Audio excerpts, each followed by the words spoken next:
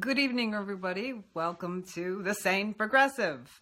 Since I'm getting a lot of new members in the community right now, I think it's important for people to know. When I started doing these videos about 3 years ago, I started during the Bernie Sanders campaign, and I was very much considered myself progressive and left. But through these past 3 years, I really have morphed to understand that party labels are pretty meaningless in the face of a system so usurped by corruption. And so now my videos are really not about party politics, but about trying to expose the corruption, how the corruption is works, how it has seized different aspects of our government, and how we can move forward to understand what is actually happening, so we can finally address what is the real obstacles for the American people to have any power anymore. We really do need to stop fighting among party labels. I just threw that out. I mean, regular viewers already know this, but I have a lot of people come on and they're always trying to figure out, is she left? Is she right? Is she green? Is she libertarian? I don't align with any party label anymore, and I just keep the name Sane Progressive because that is how people have come to know me, and I just think it's confusing to change it at this point. But hi, everybody. Hello. Good evening. It's really good to see all of you. Thank you for joining. There's a lot to talk about. I am overwhelmed at the onslaught of the legislation that is being introduced, the absolutely, without exaggeration, Orwellian police state kind of power grabs that we are seeing in the wake of the Parkland shooting event, alleged Parkland shooting event down in Florida. And it doesn't really matter what party label that you align with. From when I talk to people and I actually am able to get them to listen to what is being proposed, the actual legislation, what they are actually trying to do, instead of what the media is distracting you and telling you, it's, oh, we're just going to go after AR-15s or go after a small group of people. That's not what's happening. Tonight, my fortune cookie said, it is not what you are saying. This is my fortune cookie tonight. It is not what you are saying, but how you say it. And if I ask for anything right now, I hope that I can communicate this in a clear way to help people understand, because we are at a crisis point in our country right now. It's a very, very dangerous time in our country's history right now. So tonight, what do I want to address? Well, the first thing before I get into tonight's topic video is I want to address a lot of people are writing me right now. I'm getting phone calls, I'm getting messages and letters from viewers, and the thing that people are saying to me right now, more than anything, is, we want you to be careful. Be careful, Debbie. We're afraid for you. I'm happy to see you too. So I want to address this.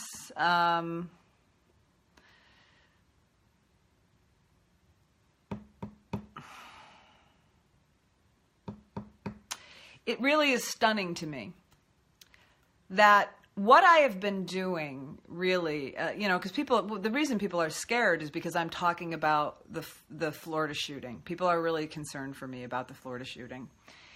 And they're worried because I'm talking about this, I could become a target for censorship or worse.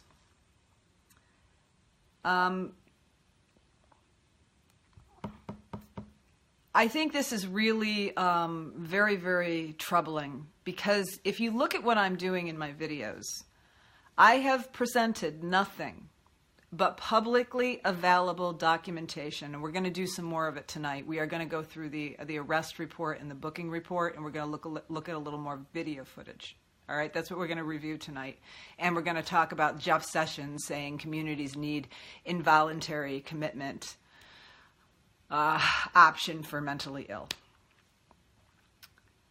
But if you think about the fact that when I'm bringing you commentary, I am showing you the interviews of students, I'm showing you the footage from the media itself that they took on the day of of February 14th down in Florida. I am showing you officially available court documents, arrest reports, and I'm showing you interviews with the students themselves. That is all I have done. I haven't done an independent investigation. I haven't gone down and done some kind of background, deeper background investigation. And people are worried because I am sharing the information that the media provides itself, that the student testimony provides itself, that because I talk about it, they are worried about me. And I wanted to mention this because that is incredible to me. That to merely have a discussion based upon publicly available evidence, people are afraid. People are starting to be very, very afraid. People are talking in whispers. I talk to people, and the conversations, I see people trying to take batteries out of their phones, talking about publicly available news stories. So we are very much living in a climate of intimidation and fear. And this very much is a silencing tactic so that we are starting to self-censor. A story came out just yesterday that YouTube will be putting up next to stories that they label as conspiracy correction articles from WikiLeaks. It is starting to be very, very Orwellian times, okay? And so the question, before I get into the content that we need to understand, is I want to talk about where we are right now as a country. Because what has happened is the American people have been playing a game of pretend with ourselves. And we are kind of propping up a collective delusion at this point, where we're not addressing the elephant in the room because it scares people and people don't know what to do about it. And since 2001, when the towers came down, and of course we've had problems with deception and corruption, criminal behavior within the highest levels of our government and the organizations that operate behind the scenes in our government for decades and decades and decades and decades. But when 9/11 happened, this country, instead of keeping our wits, instead of keeping holding ourselves, we were subjected to a very deliberate propaganda campaign, a fear-mongering campaign, a disinformation campaign. And it was through the event that happened on 9/11 that we experienced a mass rescinding of our rights that has been going on, and it's been on steroids for the past 17 years. And instead of in real time, when there were very serious and very real concerns and red flags around what happened upon that day, we got swept up in this mantra of patriotism and this threat of, remember George W. Bush? You're either with us or you're with the terrorists. You're either with us or you are with the enemy, and so thus you become the enemy. And it was really ugly. We were subject to a disinformation campaign around the Iraq War. Not that war on disinformation is anything new in this country. We have been at war, I think, of all but 12 years for the entire history of our country. And the majority of that war has been founded on disinformation and manipulations. And the people have been sold that we are engaging in these wars for the reasons we're really not engaging in them. And through that fear and propaganda campaign, which I was an activist back then, and I was on the receiving end of it back then, people who tried to speak out in real time and questioned were smeared and slandered. And the whistleblowers at the time, people like Scott Ritter, because there was an entire contingency of people. In fact, the Veterans Intelligence Professionals for Sanity, if you listen to them in real time, Ray McGovern, William Binney, there's a whole list. If you're not familiar with them, you need to become familiar with them. These are the top intelligence officials and FBI officials who were whistleblowers. They went to George W. Bush in real time, insiders who knew the real story, and they said, "Sir, this is a fabricated case. You will be going to war on a lie." Scott Ritter came out and tried to tell everybody that they were fabricating the evidence around the weapons and the case they were making and all of that. Demonized, smeared, conspiracy theorists, standing with the enemy, destroyed in the media. But they were there. They were there, and they were giving the warning, and they were sounding the alarm in real time. Unfortunately, the wiser voices didn't prevail. And so 60,000 of our military, who was betrayed you can't do a deeper betrayal of the people who serve in the military than to send them into harm's way unnecessarily on deception for the profits of corporations. That is the biggest betrayal that you can do, and I will never abide by that again. If anybody tries to tell me that is unpatriotic, to not stand when the leadership betrays the service people in this country and uses them for unethical and illegal ends, you stand with the military when you refuse to allow them to be pawns in that game. That is how you stand with the military. That is how you stand with the military. I fought tooth and nail and got smeared by my family and friends to stop them, to stop that happening. Well, everybody was waving their Chinese flags and reciting slogans. You show up and you fight for that, and you do not let them become pawns. So, unfortunately, the wiser voices who told everyone in real time, and there was 1 million people. There was 1 million people who protested the Iraq War. 1 million people. So there was a lot of people who knew this in real time. The wiser voices didn't prevail. And of course, no less horrible than the 60,000 troops that were killed and are still being killed. Remember, we're supposed to be out of there in 6 months. They're still there. They're still in Afghanistan.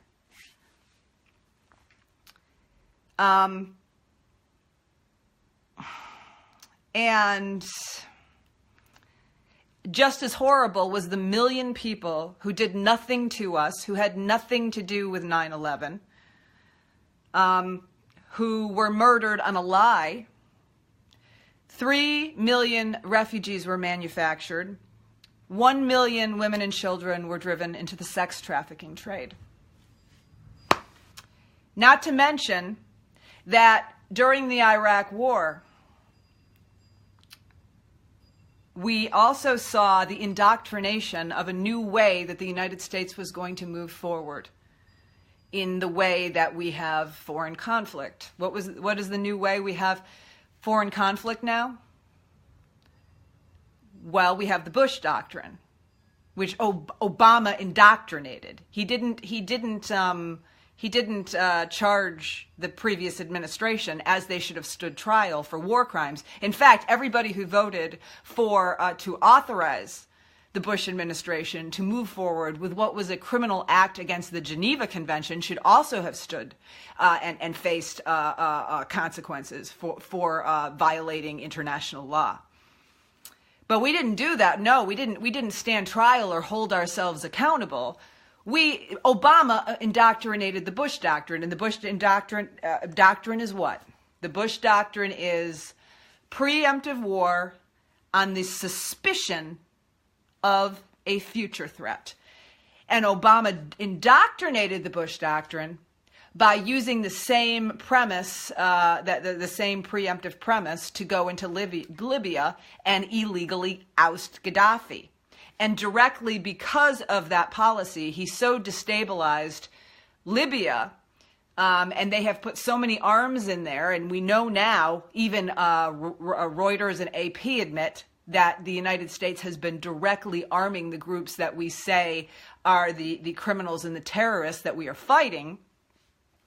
The country is so destabilized in arms that they now have African slave markets in Libya. And we didn't, okay, so, and now we also have, we started out with Iraq and Afghanistan.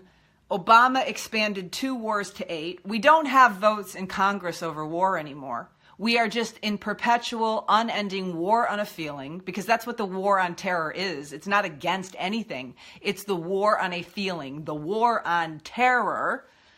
And so now we have 2 wars to 8, even though there is no there's no official a declaration of war. And so it's expanding like a virus all over the globe. It's taking the majority of our money. It's taken trillions of dollars of our treasure. It has taken tens of thousands of soldiers' lives. It has killed millions of people. And it has been done on the foundation of a lie. And then what did we see post 9/11?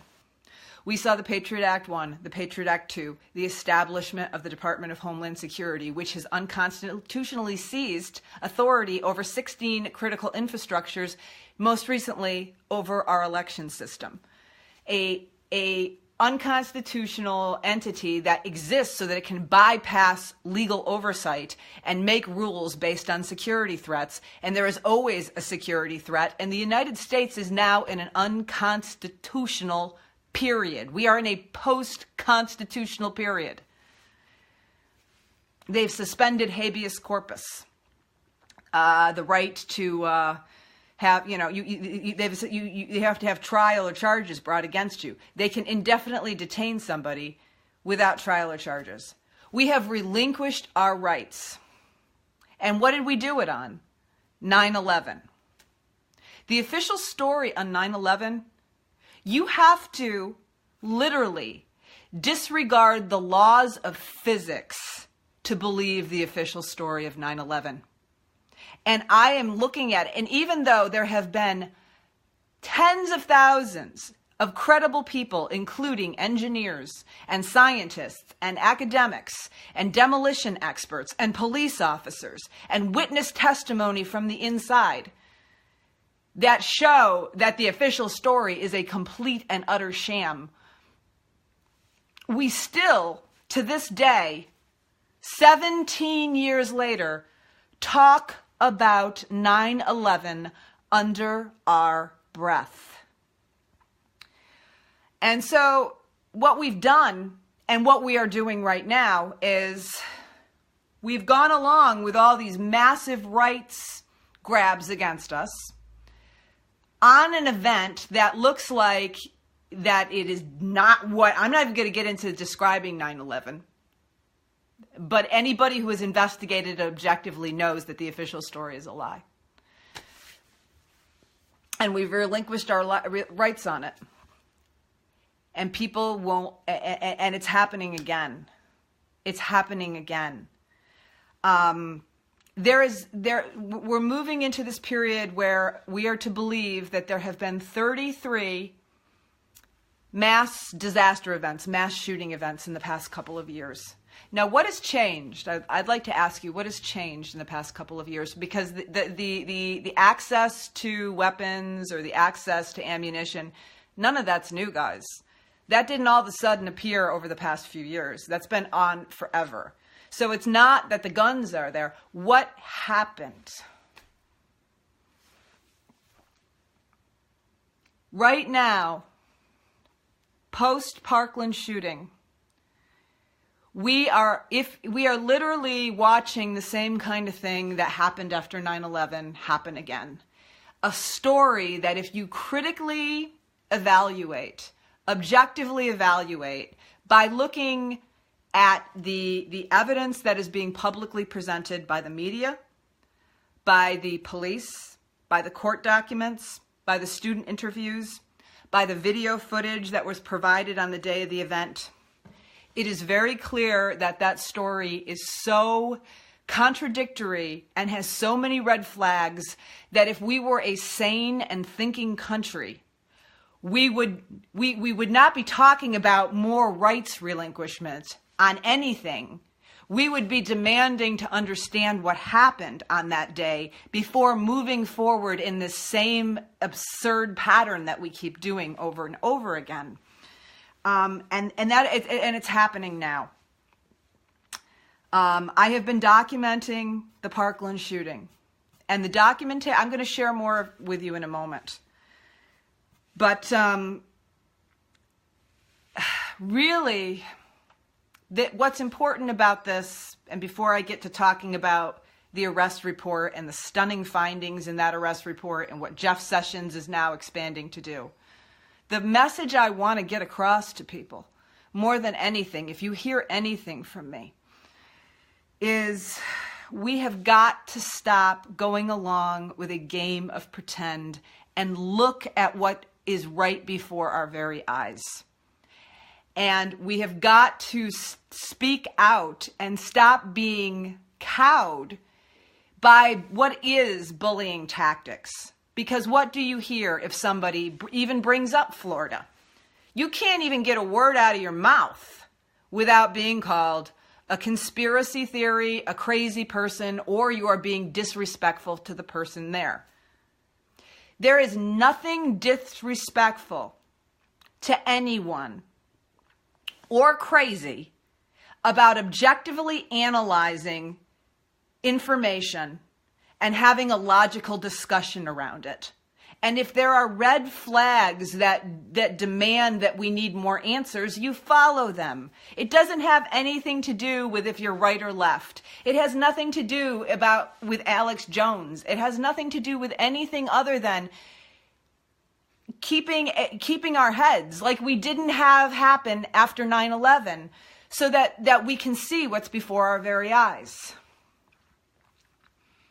And now they are doing a huge fear campaign. They are using a vulnerable population of mentally ill to fear. They're fear-mongering around the mentally ill right now, just like they fear-mongered around Muslims and fear-mongered around terrorists, to get people to unthinkingly and unquestioning just hand over our rights. Has that been working out so well? Do you like what's happened over the past 17 years? They always play by the same playbook. And we are running out of excuses at this point to go along with it anymore. I think I'm going to save where they're moving and kind of legislation that they're introducing till the end of the video. Let's get into the Parkland, Florida evidence. Where to begin? All right. Have any of you actually taken the time to read the 7-page police report that came out after Florida? Did any of you actually look at any of this evidence? Now, I know a lot of my viewers do, so if you do, just be patient with me. But the majority of people are just listening to a mainstream media that we know is owned by corporations and war profiteers. And they are just, when do we defer to the mainstream media as a credible source? They have shown through their own action repeatedly that they lie and they manipulate us. And we also know in the 2012 National Defense Authorization Act, they revoked a law called the Smith-Mundt Act of 1948, over a 60-year-old law. And do you know what they legalized when they did that? They made it legal to use psyops, to use psychological operations against the American people. That was put into the National Defense Authorization Act in 2012. I think it became final law in 2013. You can propagandize and you can use psyops against the American citizens without legal penalty. So you might want to look at some of the information. Now, let me see if I can get my links up. I played this yesterday, but I'm going to play a clip because we're going to have to go back through the timeline. Now, the stuff I'm going to show you and point out is breathtaking and stunning. And the fact that they can submit a police report like this with the glaring omissions and the things that are not in it should absolutely stun people and make them look much deeper. I want to share with you again, because we're going to be talking about it again, this clip. Let's go to the beginning. This is here. I'm Diana Diaz. And I'm Alex Diarmas. More than 12 hours after this massacre, investigators are still piecing together the tragic event. We begin. Okay, so this is I played that. I'm not going to play the whole thing, but so you know this is 12 hours after the event when this testimony by Sheriff Israel himself occurred. Listen to this.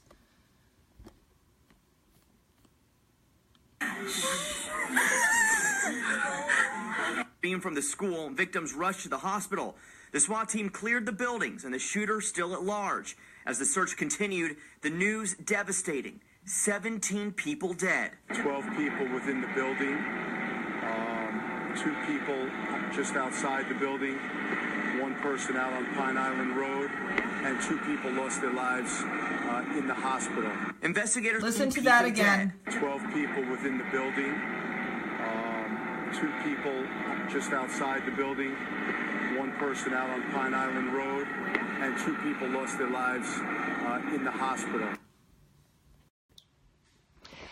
Now, I'm going to be giving you the police report, but the reason I played that for you is, as you see there, that is the testimony, the publicly available testimony that was taken. It was included in a report 12 hours after the alleged incident occurred. That 2 people were killed outside of the building and 1 person was actually killed on a street corner. All right? Now, the reason that this is important is because that entire story, that part of the story, is gone. It has been taken out of every piece of official reports. It doesn't exist anymore. I invite you to go and look in any official report on any site, in any of their official descriptions, even from the police themselves. It's gone. So, I mean, that's the level. They are literally removing testimony of people dying outside and just taking that entire component out of the story. We're going to go, and now we're going to go look at the arrest reports. Now, if you are new to what I'm talking about tonight, this is a one in a series of videos. So I have put up a lot of footage, and for an overview of the kind of footage that you can see if you go to my BitChute videos, I have presented over 10 witnesses who have reported that there was a simulated drill planned for the day of the event. I have given a testimony from parents and teachers and transcripts from the newscasts themselves. I gave one of that is an interview where a girl says when she was interviewed that she was told to go outside. That is a quote, and you can see it in my other video. We were told to go outside so they could start shooting up, and that army guys were piling bodies in the corner, okay? That's the testimony of the witness itself. It's not an anomaly. Over 10 witnesses on national media have told you that there was a simulated realistic crisis drill planned for that day, that they were going to use blanks and screams and take people away. So let's go to the the arrest report on the flirting shooting. And I think this actually includes the booking report. It's 7 pages, and I'm going to scroll down. It is also on the Boston Globe. So if you are thinking that this is some doctored thing from some other website, this is actually the Boston Globe version. It checks out with other mainstream media outlets. I find it funny that people always like, well, I have to have it from the New York Times or the Boston Globe, even though these news organizations actually have a huge history of propagandizing to us. But I try to find it from those sources because, unfortunately, people require sources that have a history of propaganda to believe it. So this is from the Boston Globe.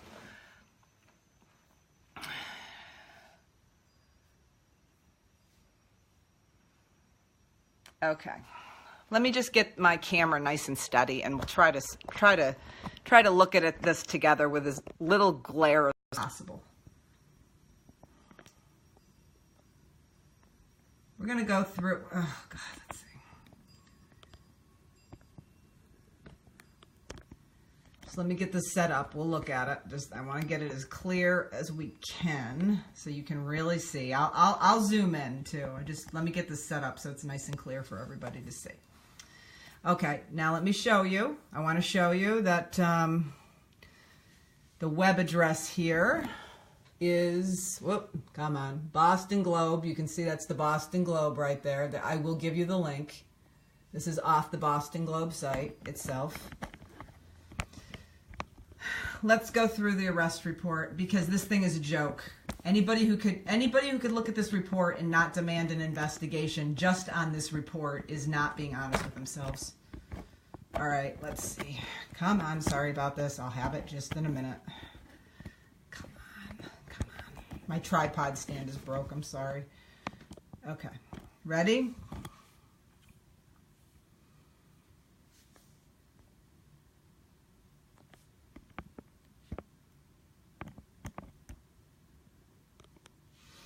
This is the booking report. I'm just going to do an overview and a scroll through, and I'm going to point some things out, and then we'll hone in. Okay. All right. This is the full arrest report.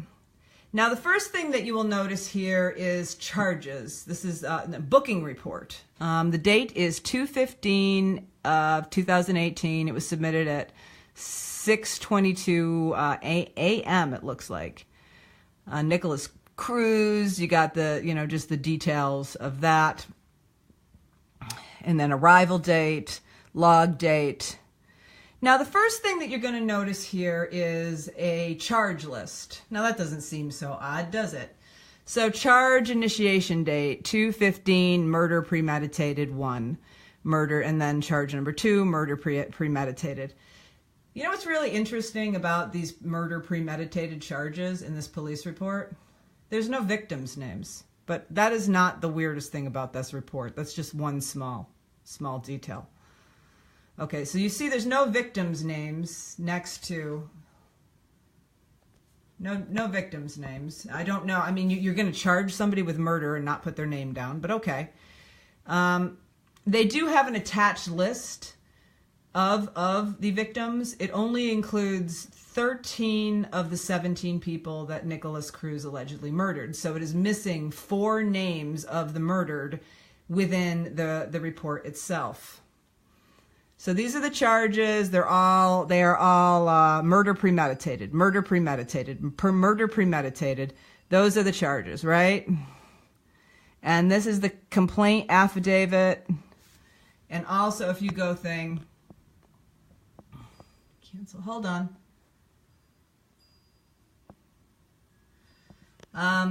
Don't get worried about arguing with people on the board. People are going to come on the board and they're not going to listen to the objective content that we're talking about. So just don't even bother to engage.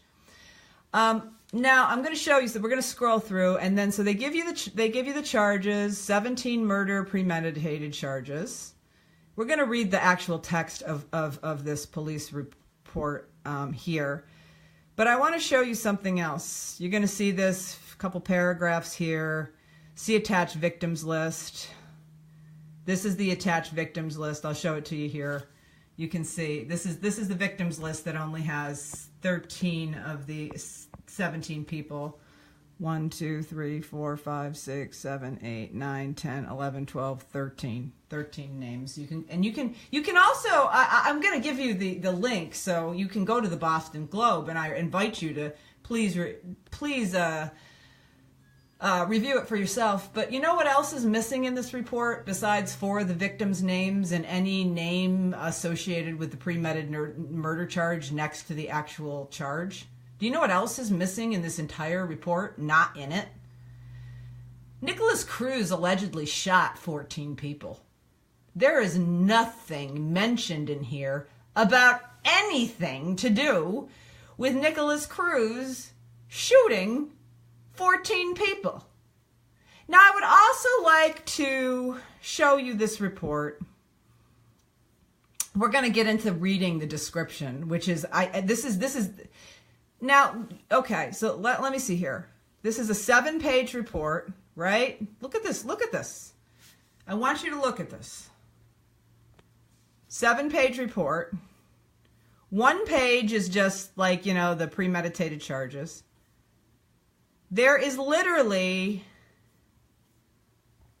5 paragraphs. 5 paragraphs of an arrest report.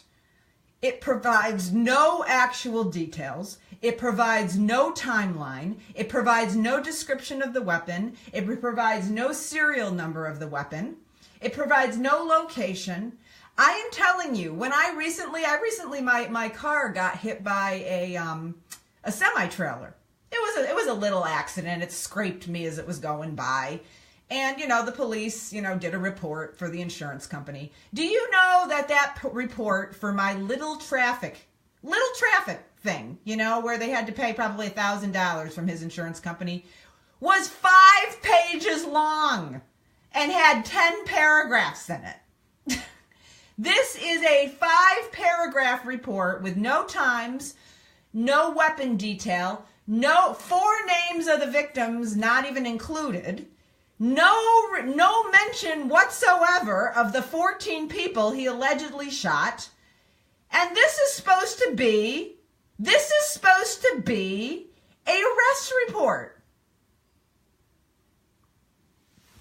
Oh my God, this is absolute. I mean, can we look at this? This is the arrest report from somebody who allegedly just murdered 17 people and shot 14 people, and it doesn't mention that he shot anybody who got an injury. That alone should put into an inquiry and an investigation into the police department itself. So let's read what it does include. Because it's so short, we can read it. Let's just read it. Now, also, everything is blacked out. They blacked out the witnesses' names. They blacked out anybody involved. They blacked the whole thing out. And do you know they sealed all the court documents? They sealed all the court documents involved in it. Multiple deceased persons were also observed on scene. This incident will be reported under the Broward. Let's see. Wait, where is it? Let's see. Here we go. I'm going to just read this. This is ludicrous. The defendant did commit 17 counts of first-degree premeditated murder, and the following occurred, and the listed victims are deceased.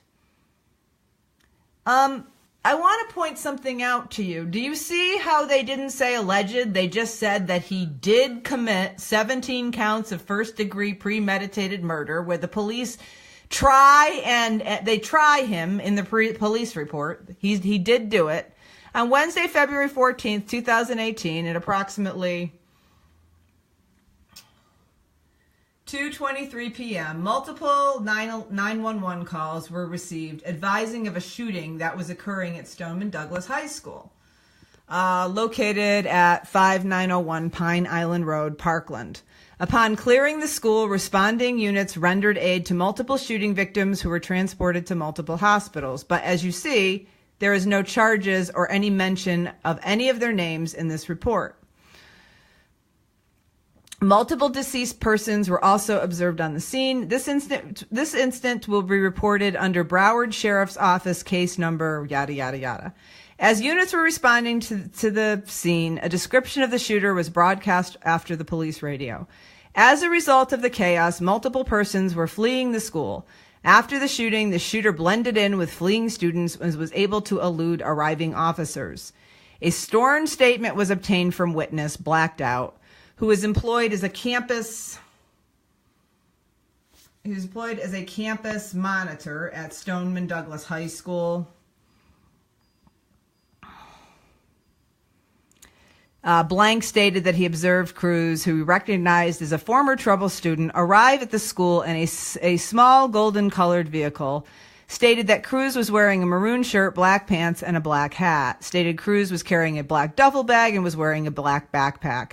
Stated Cruz was stated that he radioed his co-worker to alert that Cruz was walking purposely towards the 1200 building.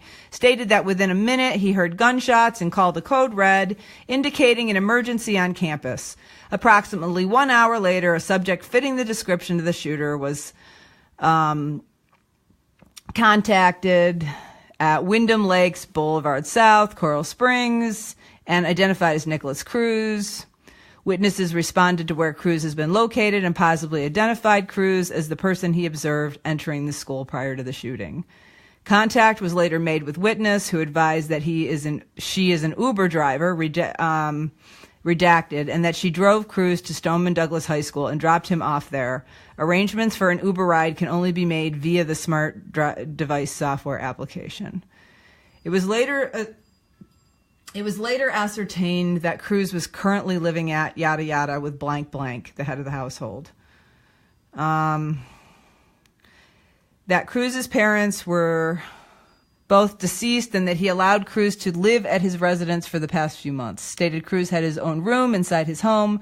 An assault rifle was abandoned on scene. An ATF gun trace was performed, and records show that the rifle had been purchased by Nicholas Cruz on February 2017. In a post-Miranda statement, Cruz stated he was the gunman who entered the school campus with an AR-15 and began shooting students that he saw in the hallways and on the school grounds. Cruz stated that he brought additional loaded magazines to the school campus and kept them hidden in a backpack until he got on campus to begin his assault. Cruz was also admitted that as students began to flee the campus on foot, he decided a plan to discard the AR-15 and vest with the additional magazine so he could blend into the crowd. Once the crime scene was secured, the discarded AR-15 and vest with magazines was found in areas consistent with Cruz's version of events. Sorry if you can't see it. Sorry, I'm reading. There you go.